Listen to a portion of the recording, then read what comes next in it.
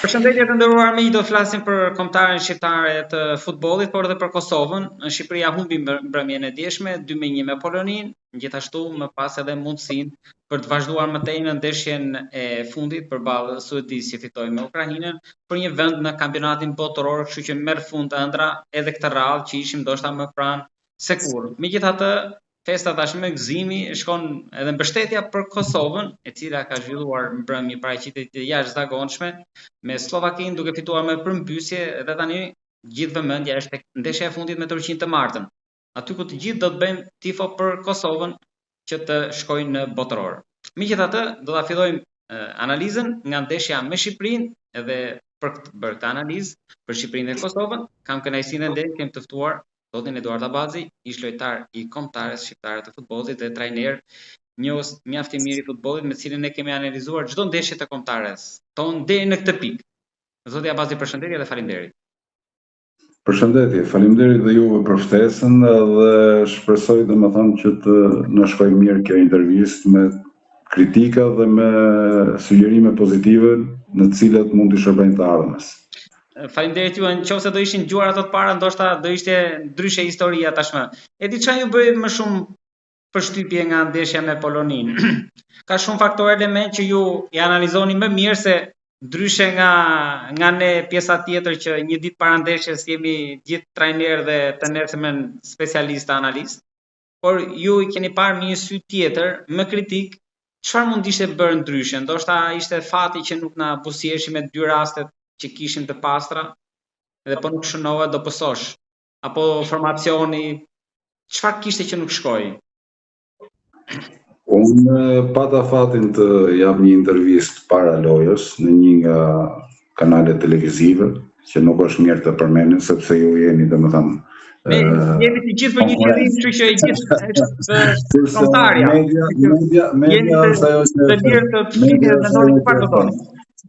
Media është ajo që e thep, të gjithë për një qëllim sepse lunte ekipi kombëtar, lunte Shqipëria, të gjithë merrshin pjesë, qoftë publiku, qoftë aktorët që lutën, trajnerët, stafi teknik, federata, të gjithë syt nga Polonia dhe nga Slovakia sepse Shqipëria madhe është.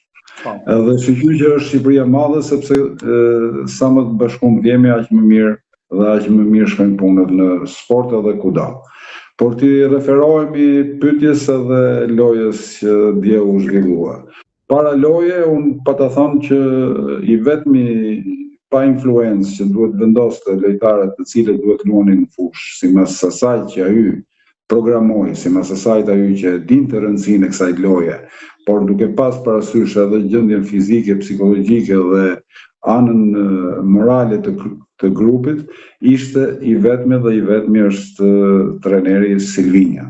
Ai duhet mos ndigjonte nga jashtë as Eduard Abazin, as Vasile Rucin, as njerëz të cilët janë trajnera tribune, i themi ne, ose specialistë tjerë që akoma vazhdojnë të bëjnë trajningun në Shqipëri, që kanë të drejtën të japin orientimet e tyre ose intervistat e tyre, por mbi të gjitha Silvinja do të mbetet përgjegjësi i kësaj loje të djeshme. Mendimi im personal, sepse është ai dhe stafi i tij të cilët vendosën atë 11 dhe ato djem që në vazhdimsi të lojës ai bëri zëvendësime. Çfarë ka përgjegjësi Silvinjo këtu? Si duhet ishte nisur ndeshja apo si duhet, e kam fjalën për formacionin, por edhe vendosjen taktike në fushë? Silvinja në radhë parë ka përgjegjësi sepse në çdo shkallë që ne njitemi në futboll ka një objektiv. Dhe objektivi që erdhi Silvinja deri ke play-offi ishte kualifikimi. U skualifiku. Kjo është përgjegjësia më e madhe e Silvinjës. Mua nuk më intereson minuta e 73 që psuam golin, mua nuk më intereson minuta e 72 që ne humbëm rastin, mua nuk më intereson minuta 59 që ata shënuan golin e barazimit dhe nuk më intereson minuta e 58 që ne humbëm rastin më të pastë që mund ta dyfishonim lojën. Kjo nuk është problemi që këto dy raste e bëjnë përgjegjës trajnerin, sepse nuk ishte trajneri që i dërgoi atje, nuk ishte i trajner që domethënë nuk i dha instruksionet teknike për ato për të shënuar. Por kjo do të thotë që trajneri, leximi I lojës gjatë 90 minutave para lojës edhe strategjia me të cilën ai kishte planifikuar për të kundërshtuar Polonin brenda shtëpisë saj, unë do të thonja që kjo ishte një strategji, domethënë me kundërsulm, një strategji tepër mbrojtëse dhe pa asnjë kreativitet sulmues. Dhe po ta shohim golin e parë dhe të vetëm tonin, ishte gabimi fatal I të ndërmbrojtësit të Polonisë dhe nuk patëm domethënë në rast në pjesën e parë më tepër se sa ajo që u shënu gol. Kështu që në 45 minutat e para strategjia e Silvinjës ishte komplet domethënë mbrojtje, pritje e ekipit kundërshtar për ta parë domethënë dhe për të I dhënë mundësi lojtarëve tonë shpejt për të bërë ndonjë kundërsulm edhe për të rrezikuar mbrapa shpine.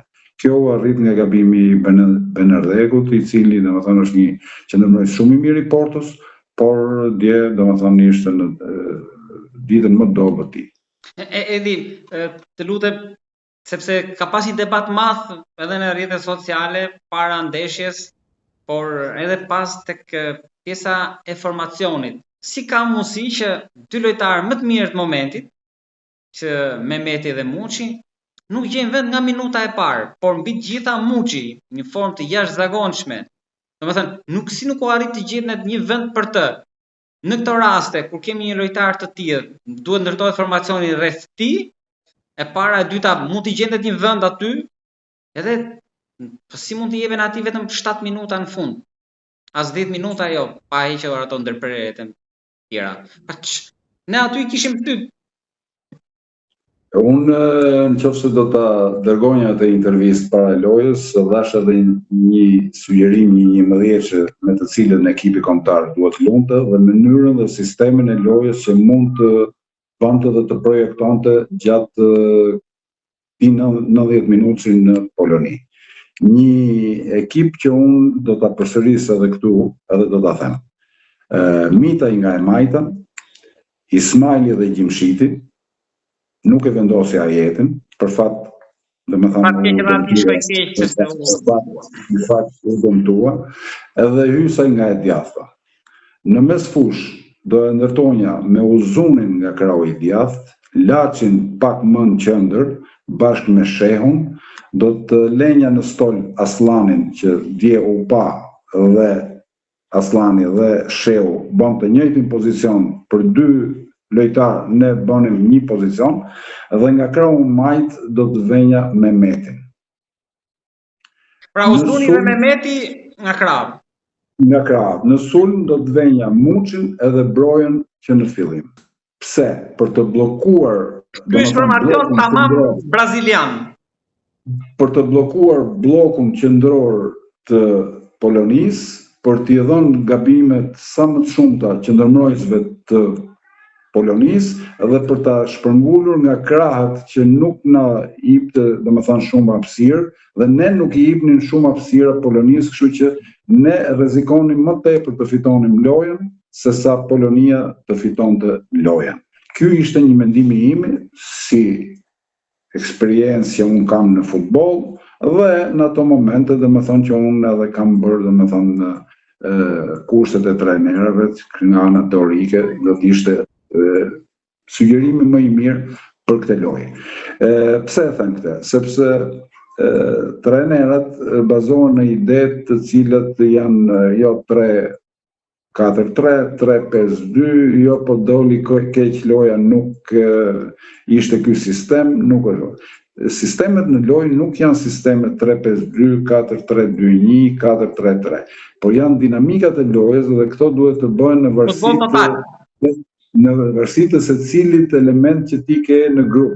Dhe kush është elementi për momentin që është më mirë. Kur them për Aslanin që është lojtar I mirë, nuk duhet lundë sepse kaloi momente shumë të vështira këto 4-5 muaj të fundit nëpër klube. Kur them për Shehun, nuk ka shumë eksperiencë dhe vertikaliteti I tyre bashkë me gjithë Laçin është shumë më I mirë sepse Laçin në mënyrën vertikale na ka treguar që futet deri në 16. Dhe gjuan. Edhe dje bëri një gjuajtje vertikal që u fut në zonën e 16 metrëshit të Polonisë. Por me 4-4-2 me mbështetjen e Mite dhe Hyse nga Uzuni dhe nga Mehmeti, por me kreativitetin e Mehmetit në sulm, me Muçin që realisht ishte një 4-2-4 e gjitha sulmuese. Ne kalojmë në 4-2-4 dhe neve do të jepshim mundësi ekipit ton që të shikonte më shumë në sektorin e fundit të sulmit, që neve e kemi shumë boshlik për shumë vitesh dhe akoma jemi të trembur, ose akoma themi, shqyqy që në doli një rast, po si dolëm ne këtu? Nuk dolëm me logjik. Dhe kjo është përgjegjësia e Silvinës, që mbas lojës të gjithë specialistët, të gjithë komentuesit, të gjithë mediat duhet t'i vënë domethënë notën Silvinës, sepse në fundit dje ai mori vendimet që mori për të dalë, për të përballur me publikun. Në rast se sot neve do të ishim të kualifikuar, Silvinja do të ishte me elogjet më të mira të medias dhe të gjithë komentatorëve dhe të gjithë specialistëve që komentojnë lojën. Para sportisti ka përgjegjësitë e veta, kurse trajneri në fundit, mbas një rezultati të lojës, është ai që i merr të gjitha përgjegjësitë dhe në këtë rast cikli i Silvinjës u mbyll. Çdo gjë fillon nga zero dhe federata me presidentin e zgjedhur për 4 vjet mos të shkoj me ide të vjetra, po të shkoj me ide më të mira të progresit dhe të kemi domethënë një ekip kombëtar. Se në fundit Ylberi, Edi dhe të gjithë shqiptarët kur luan ekipi kombëtar janë të bashkuar dhe kërkojnë suksesin. Por kritikat dhe mënyra se si trajtohet ekipi kombëtar, me që se ne kemi shumë lojtarë të cilët majnë presionin, luajnë për ekipe të mira, luajnë për ligat e Europës. Te gjithë kjo analizë nuk kuptoj diçka me kaq sa marrvesh nga futbolli. Tani këtë Muçin, mendoni që e penalizon skema e Silvinjos, kokforcia e tij për të qëndruar bindjeve të veta, më the thash, apo e penalizon, apo ka ndonjë që nuk e do në federat? Kush nuk e do këtë? Kjo është një pyetje që i takon vetëm Muçit të prononcohet direkt. Duke në hapur ju nga jashtë. Të prononcohet direkt sepse është ai që është dëmtuar prej 2 vitesh, të cilën neve, domethënë, ne flasim në për televizore, në për komente, dhe në fakt ai djalë ka bërë një progres jashtëzakonisht mirë në Turqi dhe meriton një respekt më të madh. Por unë do të them që ka diçka më të thellë se sa elementi teknik i grupit ose i individit në futboll. Ndoshta një simpati e Silvinjës, ose ndoshta një influencë që nuk e dëshirojnë domethënë ta kenë në grup. Por për futbollin dhe për publikun, Muçi është i domosdoshëm. Nga një herë futbolli, shoqëni nuk e pranon, ose miqësitë midis tyre mund mos jenë domethënë të mira, mund mos kenë respekt individet midis njëri tjetrit, midis trajnerit edhe sportistit, por e kërkon futbolli. Trajneri mund mos të dëshirojë dhe mund mos ta ketë domethënë me simpati një tip lojtari, por e kërkon futbolli, e kërkon publiku, e kërkon rezultati, e kërkon pozitiviteti, nuk duhet të përzier profesioni me inatet personale. Sepse në fundit, kur të gjithë e kërkoni që t'ishte Ozuni në fush, edhe kur ai ishte në formën e tij më të mirë në Spanjë, ai nuk futej. Kurse tani futet, tani që kërkohet. Problemi i kësaj pyetje, unë do t'jap një përgjigje që si duket këto specialistat e federatës, edhe ky trajner ka më tepër sy se sa gjithë publiku shqiptar që dëshiron suksesin dhe progresin që e meriton publiku shqiptar të respektohet, sepse për atë luhet futbolli, por mos të harrojmë që në këto ditët e sotme çdo qytetar që shkon të shohë një lojë të futbollit kupton shumë mirë futbollin, kupton shumë mirë të gjitha sektorët të cilët trajneri bën lëvizjet, bën kombinimet, bën koordinimet, kështu që me sa duket këto që kanë kundër publikut shqiptar. Të lutem, ju e thatë mendimin tuaj për trajnerin që duhet hap krahun, por si duhet të jetë trajneri i ardhshëm? Mund ta piketojmë pra ta skicojmë në mendje çfarë trajneri na duhet bazuar te grupi që kemi? Neve na duhet një trajner, neve na duhet një staf teknik, i kombinuar midis miqve edhe atyre që të ndrigjojnë. Ose që ti mund t'i komandosh. Këtë e them direkt për presidentin e Federatës Shqiptare të Futbollit, i cili duhet të largohet nga influencat që bën në stafet teknike dhe duhet të largohet nga influencat sepse edhe postet që ai zotron sot nuk është në etikën të marri përsipër të orientoj kush vjen, kush ikën dhe kush duhet luajë dhe kush nuk duhet luajë. Këtë e them me bindje të plot se ka influenca nga ana e tij, të cilat këto nuk duhet t'i bëj për arsye etike sepse u bën 22 vite që është president, duhet të ketë më pak ndërhyrje për arsye sepse ka ardhur koha që çdo ekip kombëtar si Kosova, si të gjithë tjerët që po bëjnë progres, edhe neve kemi dëshirën të cilën duhet të shkojmë edhe neve një herë në kampionat botëror.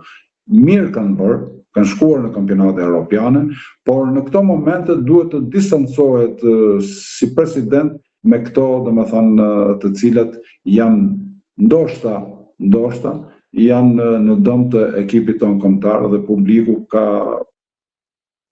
meritën që i shoqëron ekipin kombëtar, po edhe don edhe respektin e një rezultati të cilën ai e pret gjatë 90 minutave dhe gjatë një cikli të cilën neve duhet ta ndryshojmë patjetër.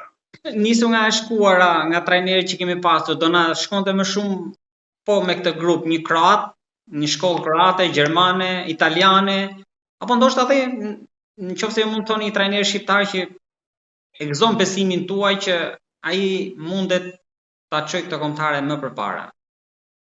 Dgjoj, unë jo pse jam këtu në Portugali, në asnjë mënyrë nuk kam këtë të drejtë të jap një sugjerim për stafet teknike portugeze, por janë nga më të mirat në botë. Po ne kemi diskutuar edhe më përpara në biseda që janë të jashtëzakonshëm mënyrën e përgatitjes të sistemit. Unë po ju jap një shembull. Futuni në internet edhe shihni Abel Ferreira të Palmeiras, të Brazilit. Për 5 vjet ka fituar 11 kupa. Është rekordmen më i mirë se sa Tele Santana, që kanë qenë trajnerat e ekipit kombëtar të Brazilit, Scolari, që ka qenë trajneri i ekipit kombëtar të Portugalisë edhe të Brazilit, Luksemburgu, që ka qenë trajneri i ekipit të Realit Madridit dhe i trajneri... Por ai nuk dinte të menaxhonte hyrje, kështu që duhet jetë menaxher. Dhe ky djalë, pavarësisht kritikave në Brazil, ka stafin e tij teknik, e ka ndërtuar këtë klub të Palmeiras që është një nga më të mirët në botë sot. Në grup moshat, ka nxjerrë talent të cilët i ka çuar ke Chelsea dhe ke Reali Madridit, Endrick dhe ai djali që ka shkuar ke Chelsea, një sulmues i krahut të djathtë, moshën 17 vjeç i ka bler Chelsea edhe i ka bler Reali Madridit. Do thoshti që është Brazili. Po dhe ne në Shqipëri kemi djem që po ti trajtosh mirë në grup mosha, po ti bësh stafe teknike me shumë përgjegjësi, po të fillosh të ndërtosh stafe teknike si duhet, dhe të bësh progres me stafe teknike, pa dyshim dhe të japish prioritet djemvet në Shqipëri, pa dyshim do kesh një progres edhe. Neve në ekipin tonë kombëtar nuk kemi asnjë të 2002-shit, të 2004-s, të 2005-s, të 2003-shit. Portugalia ka Vitinhën 2002-shit, Francisco Conceição 2002-shit, Antonio Silva 2004, Tomás Araújo 2004. Portugalia kishte se në vjet kur erdhi që luajti Europian në Tiranë. Neves 2004. Domethënë, këto janë disa djemë që janë të koordinuar me Leão të Milanit, me Ronaldo 41 vjeç, me Getz. Djemë të Ronaldos. Getz u kthy mas 4 vjetëve në ekipin kombëtar të Portugalisë. Gonçalo Getz është në Almerin të Spanjës. Mas 4 vjetëve pauzë që nuk e thërritën, mas 4 vjetëve të kthyn Gonçalo Getz. Kurse po të kthehet një lojtar në ekipin tonë shqiptar, do thonë, "Oh, e ktheu këtë. Ço u kthy ky?" Lojtarët duhet kthehen edhe duhet të dalin nga lista nëpërmjet parametrave, nëpërmjet të gjitha performancave dhe programeve që i përgjigjen deri në maksimum ekipit kombëtar. Të jesh lojtar i ekipit kombëtar sot duhet të jesh i koncentruar në maksimum në klub edhe në ekipin kombëtar 100% edhe të jesh domethënë me i fokusuar sepse luan për një komb, luan për një publik edhe luan për përfaqësuesën e vendit tënd, që është gjëja më e mirë në botë. Sot duhet kishim folur më shumë për Kosovën në fakt, por u ndalë më shumë te Shqipëria për nxjerr problemet. Tashmë të lutem jepni mendim çfarë mendoni si duhet të luajë Kosova përballë Turqisë. Pra, një ekip jashtëzakonshëm i bazuar edhe te kualitetet individuale, por edhe te grupi, lojtarë që kanë dalë edhe nga kampionati vendas. Një trajneri ka bërë një punë të shkëlqyer aty, ndoshta e nisi keq me Zvicrën atëherë, por përmbysja që bëri më pas ishte si ajo përmbysja që bëri me Slovakinë.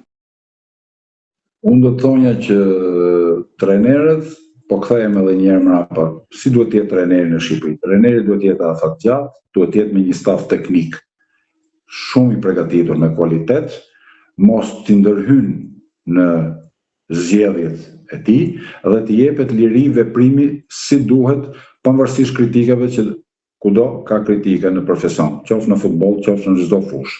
Por e rëndësishme është që ne të ndërtojmë një bazë të cilën unë do kthehem ke ajo që më pyete.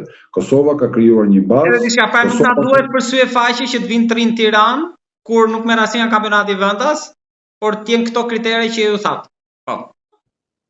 Kjo është mos e saktë, që mund të vi kushdo të jetë në Tiranë. Mund të jetë trajner me diplomë pro UEFA ku e di unë, por diploma nuk të bën trajner. Në rast se ti nuk ke një eksperiencë, në rast se ti nuk ke, domethënë, një vullnet të mirë për të bërë atë çfarë duhet me bë, edhe të japish domethënë prioritet, nëse je trajner i ekipit kombëtar, vendit atje dhe produktit që është atje, atëherë ti nuk je domethënë trajner sepse përzgjedh ato çfarë i shef nga larg edhe çfarë mund vinë domethënë për 2-3 lojë që kanë bërë mirë dhe mund të thuash që ore ky luan ke Milani ose 15 minuta ose 30 minuta duhet bëjnë ekip kombëtar. Jo, në rast se vinë ato që vinë nga jashtë, duhet të paktën të kenë një fazë 90 minutë të lojrave, të jenë domethënë vendimtar në ekipet ku luajnë, por ndryshe nuk ka arsye pse të bëhet vitrinë ekipi kombëtar që duhet shkojnë në ekip kombëtar sepse do shitëm mas 6 muajve. Kjo nuk duhet të ndodhi që ndodh shpesh ke ekipi jon kombëtar. Po ti referohemi Kosovës. Kosova bën përzgjedhje të sakta. Kosova dje tregoi maturitet, tregoi vendosmëri për objektivat që kishte dhe Kosova nuk mendoi për lojën e vazhdimit. Kosova dje mendoi vetëm për Sloveninë. Edhe mendoi 90 minuta vetëm për Sloveninë. E kundërta që ndodhi me ne kundra Polonisë, që ndoshta edhe mediat bën gabimin e tyre sepse po kalum çim kundërshtar doni, Ukrainën apo e kishim kryer në mendje, tani po zgjidhim Në momentin e parë Kosova mendoi vetëm për Sloveninë, bëri një lojë perfekte, një lojë të shkëlqyer, koordinim me sektorësh mjaft të mirë, djem të sakrifikuan për njëri tjetrin, ndihmuan njëri tjetrin, nuk u demoralizuan në dizavantazh, kërkuan domethënë të jepni një histori i Kosovës dhe kur ti je i vendosur dhe ke vullnetin për të bërë një diçka të tillë dhe je në solidaritet me publikun, me stafin teknik dhe me atë çfarë historia të kërkon, Kosovës i shkoi dje perfekt e gjithë 90 minutë dhe unë i uroj, jam krenar si shqiptar i Shqipërisë, por edhe i Kosovës dhe shpresoj që Kosova me gjithë shpirt të na shkojë në kampionat botror sepse neve duhet të jemi krenar si Shqipëria e madhe. Kjo është dëshira dhe urimi im i përzemërt për Kosovën, për atë çfarë bëri dje. Për sa i përket të ardhmes, që më pyete se si mund të paraqitet me Se dhe Turqia ka ekip të jashtëzakonshëm fakt me lojtarë të mëdhej që janë në formë të momentit. Për sa i përket kësajt, duhet një rekuperim jashtëzakonisht i mirë, duhet heqë euforia e lojës 90 minutit që kaloi, të gjitha janë pozitive, por atë siç e thash edhe për Shqipërinë, që mbas këtij eliminimi çdo gjë fillon nga zero, dhe duhet të bëj, domethënë, korrigjime të ashpra, të drejta, korrekte, pa miq, pa ndërhyrje, pa influenca, këtë i them edhe Kosovës që me Turqinë të fillojë nga zero dhe të ketë po atë uri fitore, po atë uri për të realizuar objektivin shtetit të Kosovës, shqiptarëve në gjithë botën, dhe ne jemi aty, ne do t'i shoqërojmë me shumë entuziazëm dhe do na bëhet qefi sepse përfaqësohet Kosova, përfaqësohet Shqipëria, përfaqësohemi ne, dhe pse jo, hiqja e Kosovës në kampionat botror është edhe prezantimi i Shqipërisë në kampionat botror. Ata na kanë prezantuar në kampionatet europiane me lojtarë dhe me furnizimin nga ana e tyre, ne i falenderojmë dhe me shpirt i urojmë që ato të shkojnë në kampionat botror. Forca Kosova, forca kampiona, sepse ne jemi me ju dhe ju e meritoni të jeni në botror. Bashkohem me lutjet dhe me urimin tuaj që marrë të kthehet një ditë feste për gjithë shqiptarët, pasi Kosova e meriton me të vërtet. Unë të falenderoj shumë Edi për gjithë bisedën që zhvillua. Shpresoj që në bisedat e tjera të kemi më tepër elozhe për ekipin tonë kombëtar, se ne duam ekipin tonë kombëtar, aq më tepër unë që e kam vesh atë fanell, dhe në rast se jam kritik sepse kemi një federatë e cila është në dy pozicione.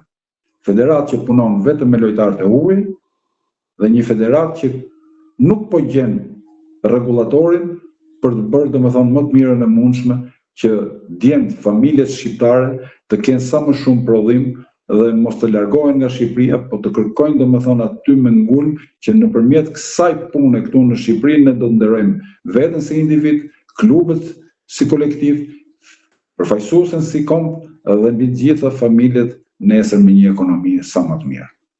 Faleminderit Bilber. Uroj që të gjitha këto të dëgjohen se kritikat gjithmonë bëjnë mirë edhe sjellin përmirësim. Të falenderoj shumë Edi.